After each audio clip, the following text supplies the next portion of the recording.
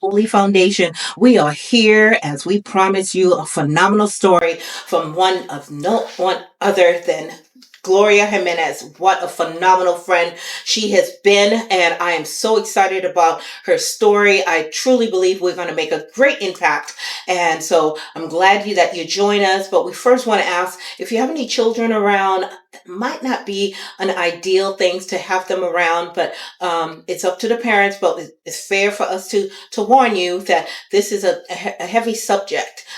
Perhaps maybe your child may not be the things for them to hear. But we're happy to have you to be there, get a glass of wine, join us on this wonderful holiday, and allow me to introduce Gloria Jimenez. Gloria! Thank you. Gloria. Thank you, sister. Thank you so much. Oh my God. I Thank can't you for even begin to tell you what a beautiful home Thank that you you have. so much. And Welcome. thank you for having us. Of course. Okay. Anytime you want, sister. Oh my goodness. Anytime you But want. we have to start with a cheer Yes. to new beginnings, Correct. to life, to prosperity, Yes. to this story, Yes. to what the Lord is going to do, the many lives we're going to save. And I just want to say thank you, my love. Thank you. And thank you for your beautiful babies who are here and have been to soothe your heart for all of it. But right now, let's take a toast. Please. Cheers. And I have to say amen to all of that. Oh, so, yeah. Salud, like we say in Spanish. Yeah. Salud. Salud. My Wow. goodness. Refreshing. Wow. Awesome. Yes. Awesome. Well, at this time, Gloria, we just want to give you the floor to get an opportunity to get to know you.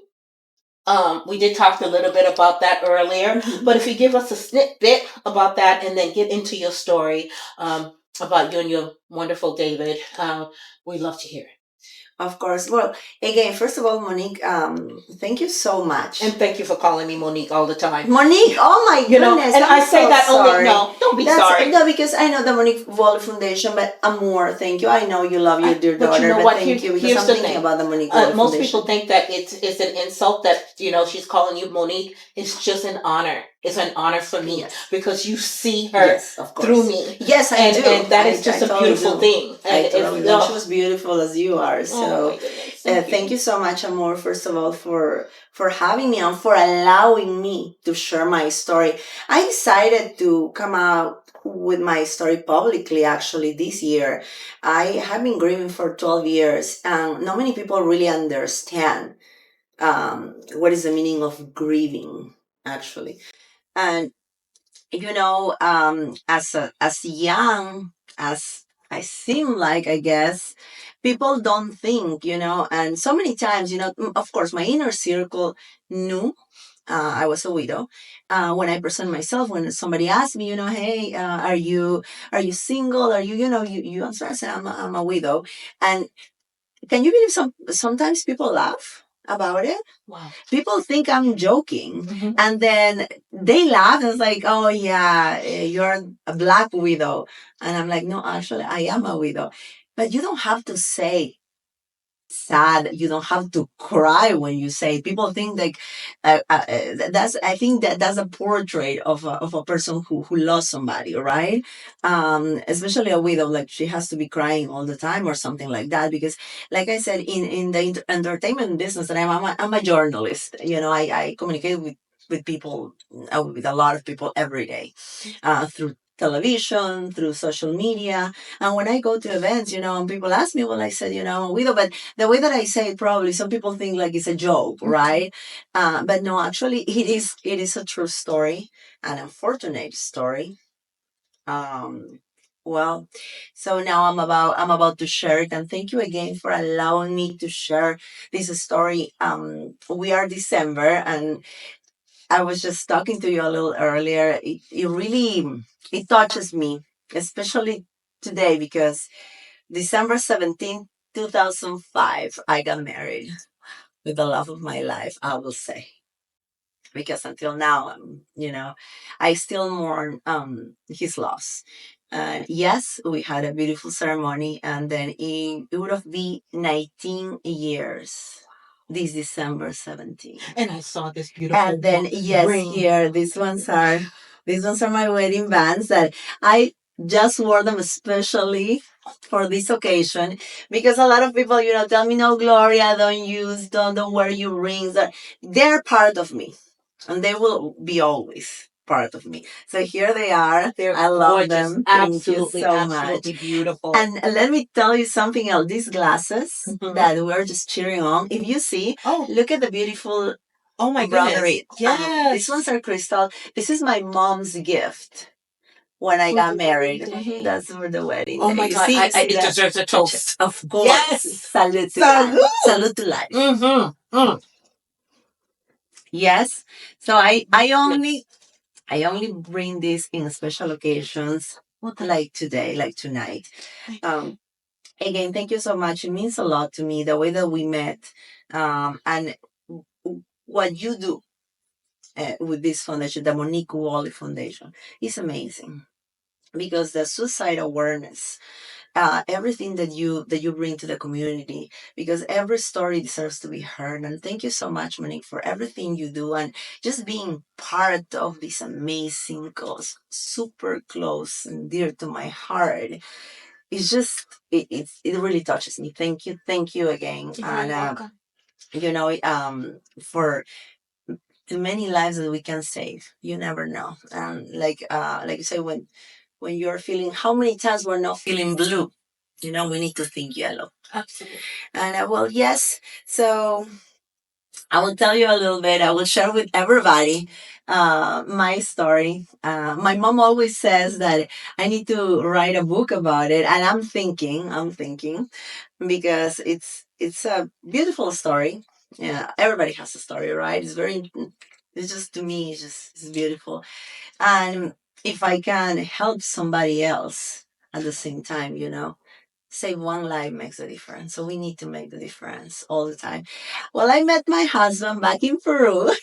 I was super young. Oh my God, I feel like it was 20 years ago. I met him when I was 20. He actually was born and raised in Denver, in Colorado. His name was David Pfeiffer. And he was a diplomat right there back at the U.S. Embassy in Peru. He used to work, he was an aeronautical engineer, and he used to work for Lockheed Martin. So Lockheed Martin sent him as an assignment over there at the U.S. Embassy. And that's how I met him. I met him not even the first time he was in Peru, it was his second time. And then we met in a lounge bar. It was very organic, no apps, no nothing back in the time. We met in a lounge bar, and that's how we started. It was a friendship that it turned on, you know, boyfriend, girlfriend, fiance. But the interesting story was at the beginning, when we met, he was only in Peru for a few weeks. And then after that, he came all the way back to Denver, to Colorado, because the company offered him a job over there for 2 years. And why I say Spanish, because he didn't speak any Spanish. And it was very interesting because it's like, how are you going to communicate with these people? Because his Spanish was terrible. I used to laugh about it. But I think, well, that's what he told me, and that's what I still carry. That one of the things that it made him have this decision to go live in Peru for 2 years, not knowing the language. It was me, and working over there. Well, and that's well. He went back to Denver, to Colorado for 6 months, and then after that, he returned to Peru, to Lima, and we're started. We're just friends, hanging out, and then we became boyfriend girlfriend. A lot of people would say a slow relationship, but slowly but surely, like they say, right? So that's what we did, and after 2 years, we became engaged. He proposed me. He proposed me back in 2005. I will never forget. It was actually Valentine's Day, February the 14th. And in Peru, we have, in Lima, we do have the Love Park. It's a beautiful park that it has a beautiful monument that it says, it's all about the love. And he took me over there. He got in his knees and he proposed me. I know. It was very romantic. I always love romantic style, like I used to tell him. He proposed me back in 2005 in February, and then he had to return to the United States in June 2005. So, of course, we came to the United States, and we got married that same year in 2005 in December 17th, and from now on, well, from that point on, I think I always think some things they are meant to be. Everything was so perfect. Everything was so wonderful. We got married in 2005 in Vegas, right here. We went to Vegas. He wanted a fancy life. We went to Vegas. We got married in the little white little wedding chapel. The famous one. My mom came here. My brother was so little. Actually, my brother, funny story, my brother was the one who took me to that, when you're walking to the church, to the altar. Wow. It was beautiful. It was so lovely. And then a year after, we did the big ceremony in Peru because I'm Catholic. I was born and raised Catholic, and just to respect my grandparents, because I love my grandparents. I was raised by my mother and my grandparents. So we did the big wedding, the religious wedding and everything. Um, so well, he was Christian the same, so we did it. And I guess everything was just happening because I guess sometimes I guess our journey, our I don't know, our wishes is not what maybe God has planned for us. We don't know sometimes what God has planned for us, because everything was like, like December 17, 2005, and December 17 in 2006. It was exactly the same day we got married. We did our religious wedding. And unfortunately, after 1 year, 2000, December, and again, it was December 2007. And actually, it was like probably a day like today, December 12th or 13th, he got sick.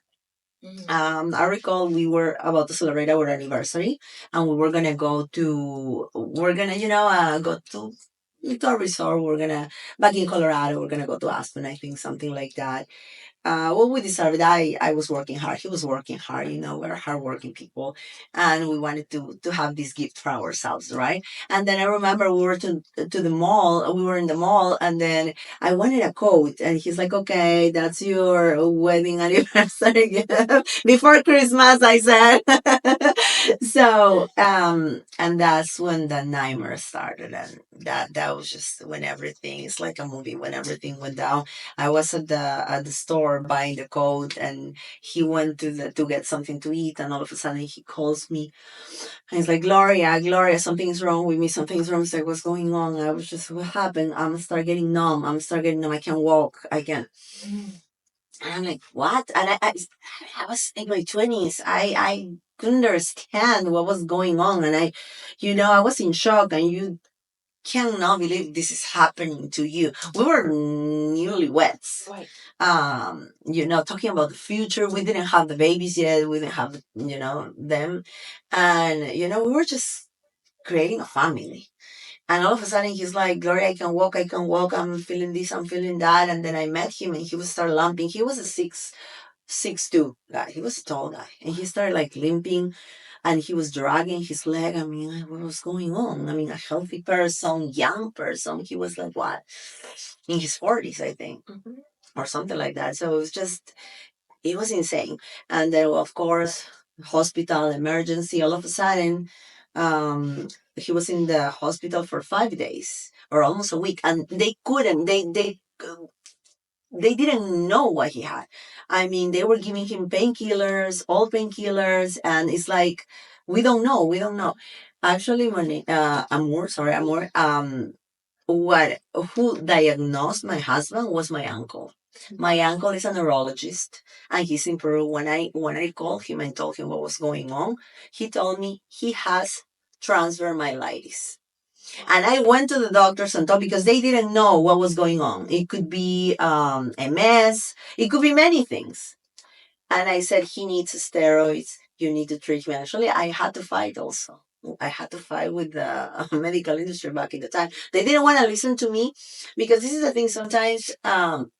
The way that people see, the doctors like, oh, who are you? You're so young. I was like, I was the wife, and they couldn't take it, that I knew a little bit more, actually. Okay. And I told them, listen, he has these myelitis, he needs steroids. So I had to fight with the doctors, but we did it at the end. He had like 5 days of steroids, and thanks to that, Actually, for the people that they don't know, I don't know if you're familiar with transmyelitis is like MS, but the difference is like you only have one episode. You don't have many episodes. It's rarely that it will happen to you again, and it's where your immune system attack your body, and then your whole body, yeah, and then it's transfer because it's actually started here in the neck, in the spine cord, so it's just transfer. Myelitis is an inflammation. So they took the inflammation away, and then it was just, let's say, 2 weeks already. It was the hardest. Well, I didn't even know. I didn't imagine what was coming. Right, to me at that moment, it was devastating. I was crying every day. Denver is in the time in December, it's all snow. We were having actually one of the biggest storms, and I was coming back and forth from my house to the hospital by myself, and here I am. I'm a Latina from South America. I never really drove in snow, and then going through all of that, I'm being alone here because all my family is in Peru. I came to the United States because of him, because I fell in love, and he is the one who brought me here. So it was very hard. And well, days pass by, and you know what? When you think you're going through the worst, more things come. It's like the doctor comes. I will never forget. It was a woman, was a neurologist, and then she comes and she tells us, "I have to tell you that you will never, never be able to walk again." Can you believe a guy who's like, it was a handyman, the guy who will do everything for me, who will do everything for everybody. He was a great friend to many people. And then to tell him that he won't be able to walk again. I never seen my husband cry. And that was the first time, and I think the only time that I saw him cry.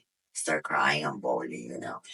And I, as a Latina as I am, I'm stubborn. And I said, this is not happening to us. No, you're going to be able to walk because you will. No matter what, you will. You will walk. And days pass by. He started therapy, of course. I helped him out. I stopped my life for like 6 months with him. But you know what? We did it. He got recovered. He got recovered. Nobody could believe this guy would have, was the doctor said he will never walk. The guy he could have ride a bike again. He was going to his work. He was going to the stairs up and down. Unfortunately, when you think you won a battle, or like we did it. Unfortunately, this sickness is obviously it's a neurological sickness. It's just it's a disease that nobody can find why it happened. Nobody can know. I mean, there are some people that are 5 years old. Actually, it can happen to you. Can get paralyzed. Wow. He was actually in the range of like 10% of people that he got recovered, but he was carried. He had to have something. It's like it was his left leg. His left leg had nerve. He had nerve pain in his left leg, and that was the worst. I never had nerve pain in my life, and I mean, God forbid, I don't want to have it. He used to describe it, and he used to tell me it's like needles pinching you every second, every single day. So he had to live with that. But at the same time, you wanna be positive in life. I was telling him, well, but you did it. You are recovered. Come on, David, let's do this. I mean, you can do it. But sometimes he just, I don't know. It you can be as positive as you want, but sometimes it has to come from deep inside. And he was so perfectionist. This guy, it's like if he see a frame, it was crooked, he will like everything. He wanted everything straight. That was the type of guy that he was. So he couldn't accept the fact that he had this pain, because of course he had to be in pills for the rest of his life. And then that's when the real struggle came in. He became addicted to painkillers because that was the only way that he could survive the day by day. He had to go to work. Of course, he had a young wife. He was 15 years older than me. So I mean, I know And I told him, David, it's okay. I'm here for you. We are only one, because when you get married, you know that you become one. Exactly. And I told him, it's okay. It's okay. Everything is gonna be okay. I will handle it. But he couldn't, so he wanted to be better, and that's when he became addicted because it's like he was having a cocktail of painkillers. I mean, you name it, oxycodone, morphine, tramadol, everything, Vicodin, because the problem is like your body gets used to these medications. So after a year or two, you need to change it. You need more, or you want more. And I mean, as I was trying to monitor him, but he's like, Gloria, it's painful. And yeah, of course, he needed to keep living, right? So even we had fights about it, but nothing you can do. I mean, pain is pain. And he was telling me, and you don't understand. And actually, no, I know he was right. I don't understand, but I just, as a wife, as a partner, I just wanted for him to be okay. I mean, I just wanted my husband. Right. I mean, I got married, not not just for 2 or 3 years. I got married for life. And I saw my dream like going away and going away. And I know, but it happened, So my dream was vanishing and vanishing. The painkillers take the worst out of you. Unfortunately, he changed. He was not the same, David. Unfortunately, our marriage was not where it was before. And it was not me, it was not him. It was, I know it was the painkillers. I know it was the addiction. I understand it's not like he just wanted to party and have all of these things, but he wanted to be better and he wanted to be okay. And it's okay, it's valid. He needed to be okay. And I understand that. I don't judge him. He did what he had to do. But the years go by, and in 2012, after 5 years living and dealing with trouser myelitis and with the sickness, he got to the point that he became depressive. I didn't know that also. He was so secure. He was the head of our family. Actually, I'm going a little back in 2009. After we overcome supposedly the sickness, and we were like in an okay level, right? He was still medicated, but he was not addicted yet at that point. We decided to have kids. I cannot have kids, unfortunately. I do have endometriosis. I will have to do a lot of like treatments and stuff. It's in my genes as well. My mom had similar problem than me. So he's like, when we decide to have kids, we're gonna do the treatment. But for now, let's have some furry babies. Let's have a furry babies. And that's when we had our beautiful Gigi. We call her Gigi because he used to have a toy poodle. Her name was Mimi. And then he loved her. He was an animal lover. Oh, he was a dog lover. But I decided to call her Gigi because Gloria, and I said G and G and Gigi. Yes, yes. Then after 6 months of Gigi, we found a breeder. Crazy story. On the pet shop. And then she says, oh my God, I have this beautiful boy that is the run of the litter. Nobody knows him because nobody wants him because he's Bichon Frise, but his nose is pink and half black, because they want the trademarks, basically, okay. Right? Yeah.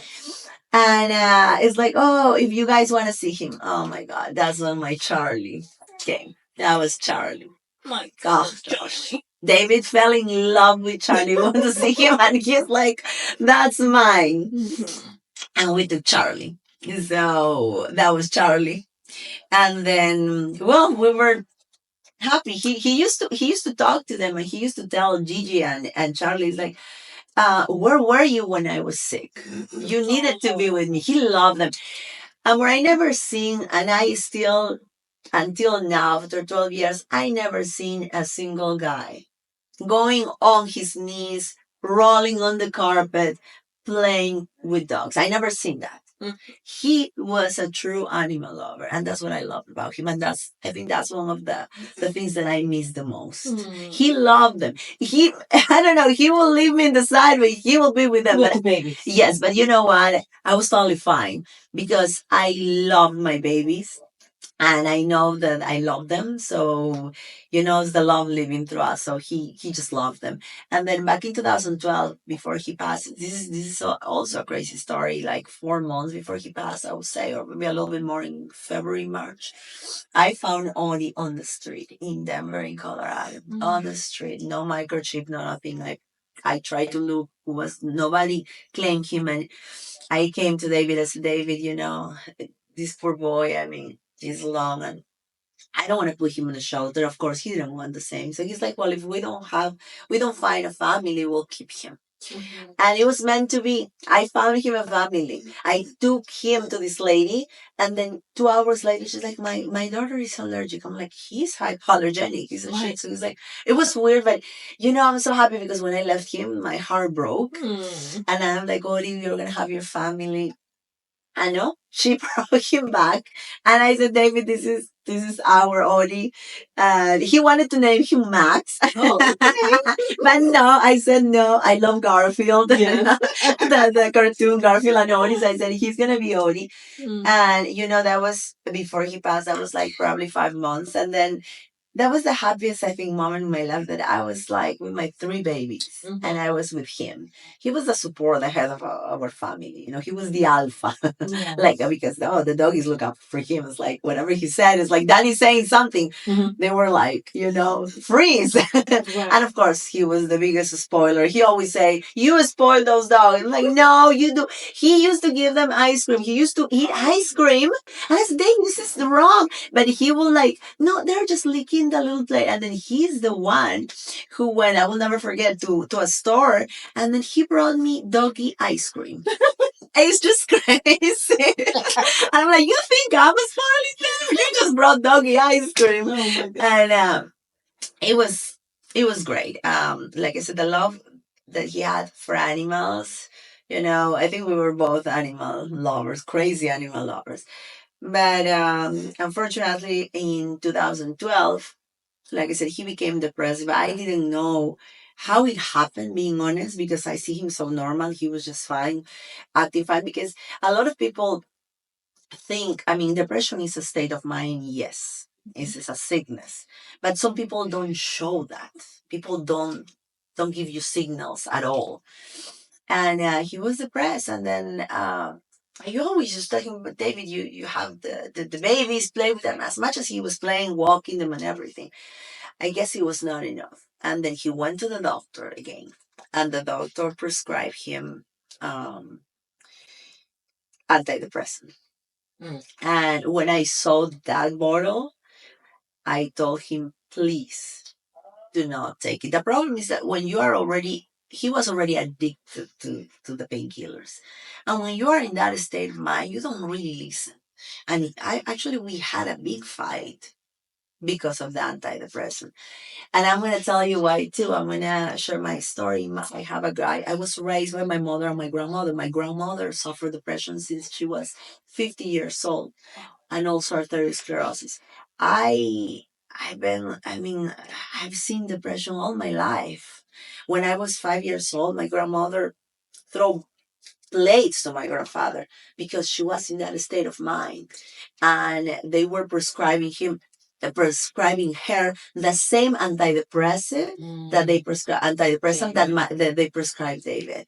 And then you know what my grandmother did? She tried to hang herself. She tried to, and my mother is the one who found her. And thanks God, my grandmother just passed like 2 years ago. And she left long, but it was thanks to my mom. My mom saw her. She was just hanging out with her back at the time with her pantyhose. So, I mean, I've been through this, through all of this. And when I saw the ball, I told him, please do not take it.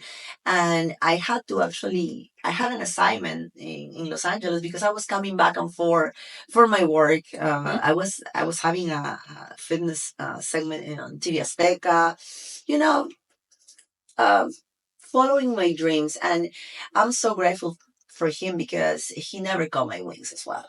So I was coming back and forth. He will stay with the babies, and then I will just come, work for like 2 days, 3 days, whatever I had to do, and then I will go back. I will always go back to my home, right? So I had to leave, and it was August 12th, and I was gonna come back for my birthday because my birthday is August 20th.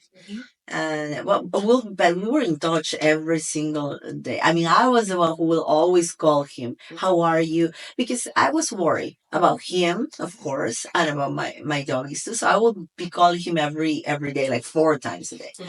And I was just, how are you? How is everything? How are my babies? How are you? Is everything okay?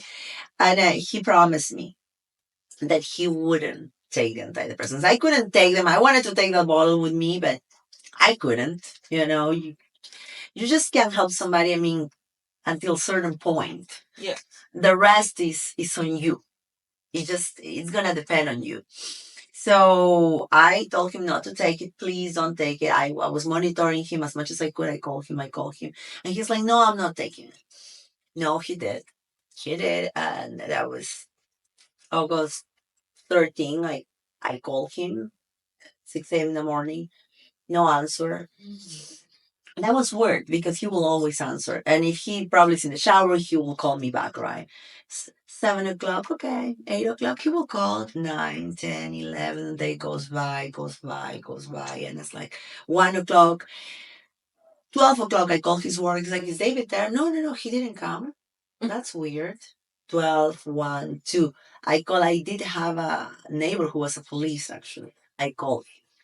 I said, can you check on him because I he's not answering me. What's going on? It's weird because he really answers me all the time, and I'm worried. And he went to my house with my permission. I gave him my garage code, and he's like, all the cars are here. I hear the dog is barking. I'm not gonna go inside because it was only a few hours, right? I didn't know. Nobody knew at the time. So I'm not gonna go inside, but probably, are you sure? Even the police guy told me, are you sure he's not buying Craigslist? Because, back in the time, Craigslist too, you never know.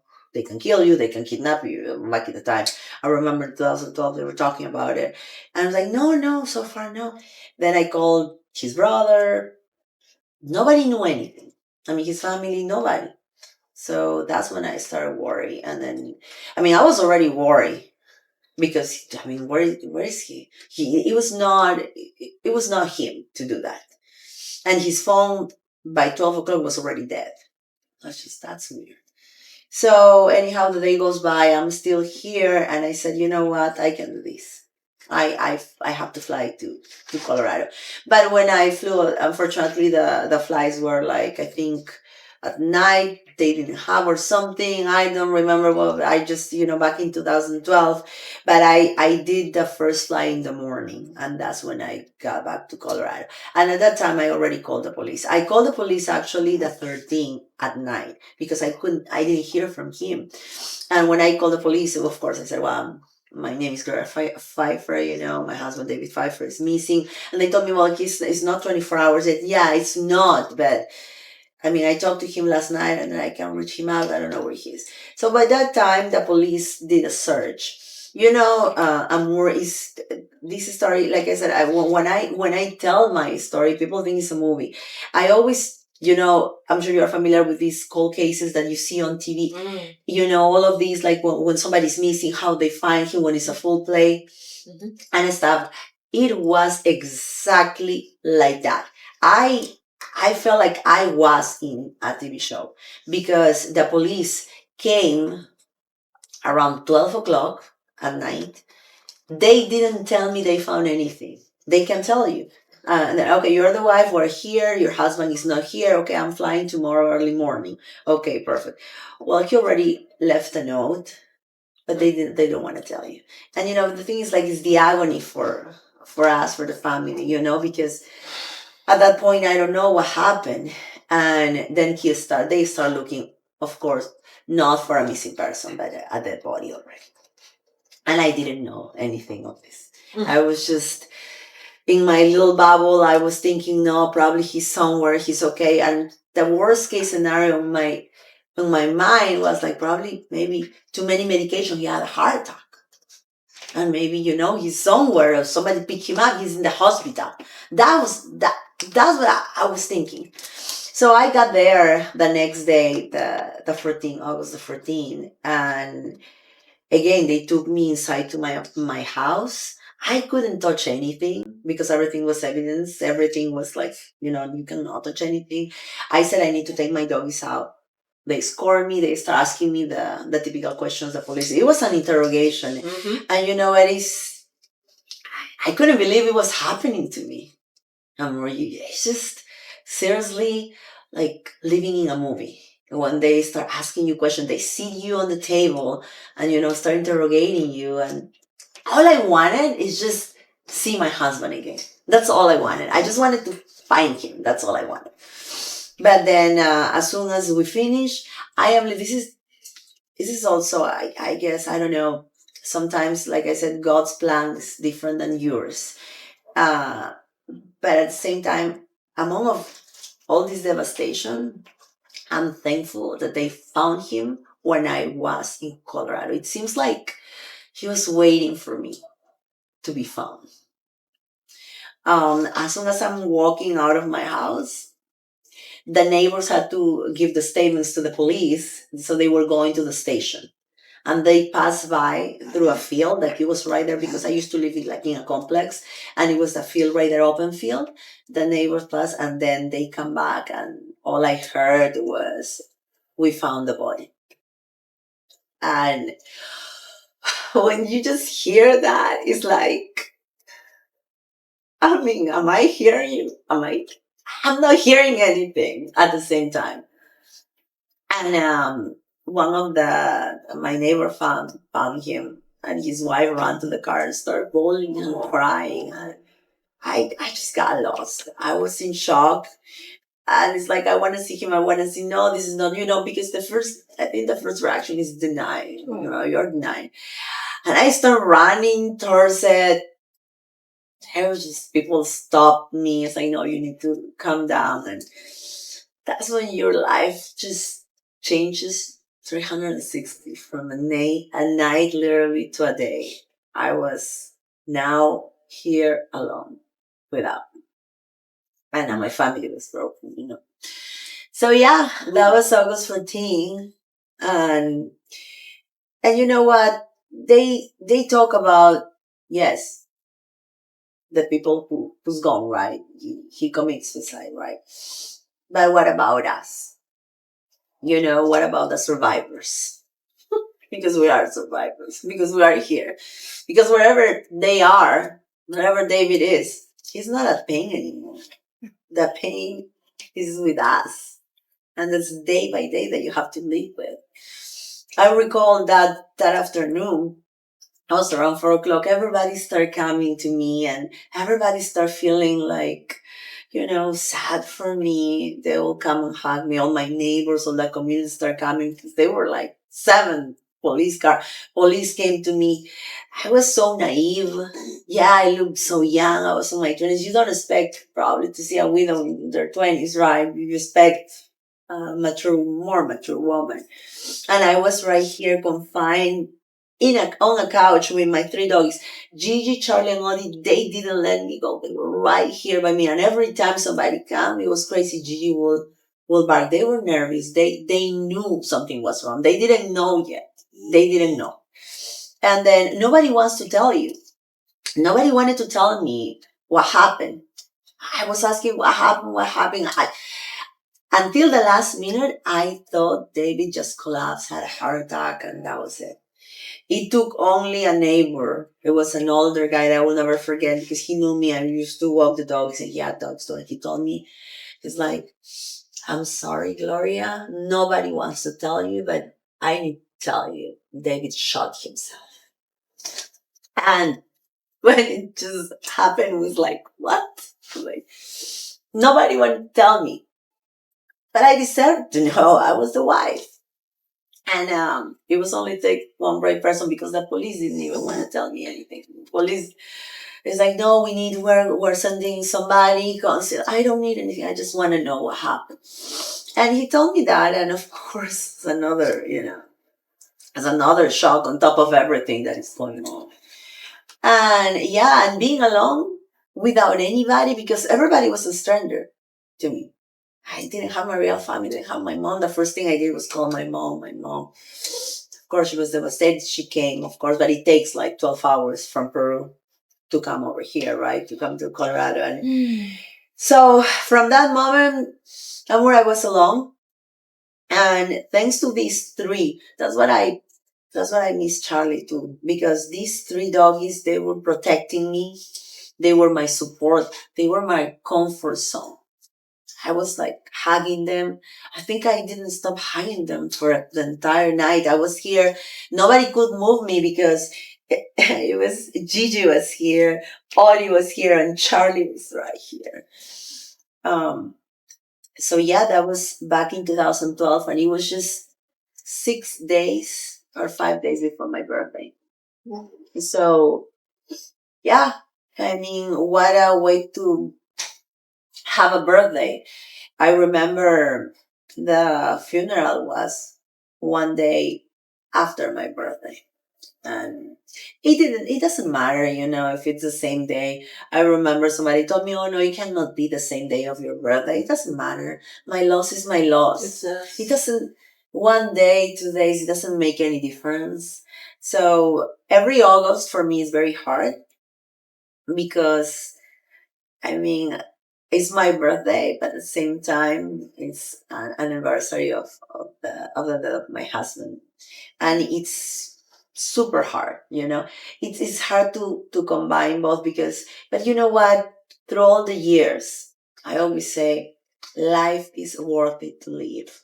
So I choose to celebrate life. Amen. I choose to celebrate his life and to celebrate my life. So that's what I've been doing for the past 12 years. And like I said, I didn't come out with this publicly, but I think I was not ready, but now I am ready, and I wanna save lives. I wanna make an impact. I wanna make a difference. If I can save only one life, because I just want to tell everyone that life is worth to be living. Uh, the struggles are real, I know, but we need to keep living. Yes. Don't give up. He gave up too easy. He could have kept fighting, but it was him. And I can, maybe it's the guilt, but I learned through years that I couldn't do anymore. I I tried to do as much as I could, as a human, as a wife, as a partner, as a friend, but he didn't want to keep going on. And that was on him. He was in pain. He was in pain, yes. And for many years, I felt guilty because I, said if I could have to do something, it was going to happen no matter what, even if I had to work, if I was here, if I was over there, it was going to happen. Because he was in pain and he became addicted. And addiction is real. Addiction is real. He needed more than antidepressant. He needed psychology. He needed help. And this is the other thing that I also want to raise awareness of it, that if you need help, please get help. Amen. You need to get help. Amen. Amen. Right. I want to say it too. I have a toast. Yes, of course. David and to life. And I can't even begin to tell you. I feel your pain and I understand it. But thank you. And that is why the Monique Woolley Foundation have created such a platform for someone like yourself to share your story, because I truly believe that what you've said and what you've gone through is not for you, it's for someone else. And that someone else might be listening right now today. And it'd be an honor for us if you would be so kind to look into the camera, of course, and tell and talk to the heart of this one person. Just we can't win them all, of course, but we can win one heart. If that one person is contemplating suicide, what would you say to that, Gloria? I will say what I couldn't say to my husband. If you are struggling right now, if you are in, you think you are in the worst time, living the worst time of your life, please reach out. There's always someone who listens. Please, if you're feeling blue, think yellow. Life is worthy to be living. Don't give up. Don't give up. Please get help. Dile en español, por favor. Claro que sí. A toda la comunidad que habla español. Claro que sí. Oh, I love your Spanish, by the way. Familia, mi papá ya habla español. Bueno, yo Oh, comprendo español. un poquito. Oh, I love that. I love it. Si necesitas ayuda, si estás pasando por un momento difícil en la vida, si tienes tantos problemas y si estás pensando en acabar con tu vida, no lo hagas. La vida es linda, la vida es para vivirla. No,